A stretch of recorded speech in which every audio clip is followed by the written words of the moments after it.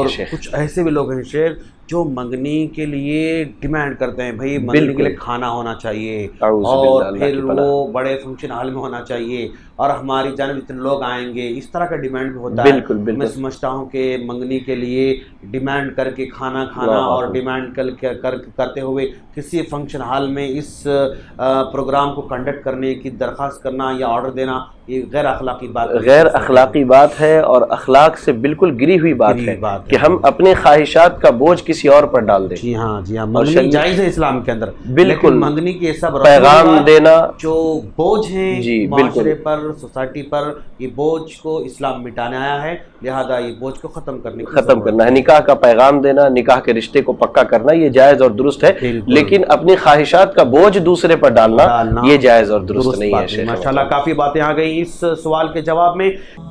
اور مزید ویڈیوز کو دیکھنے کے لیے آپ ہمارے YouTube چینل کو سبسکرائب کریں۔ فجزاکم اللہ خیرا۔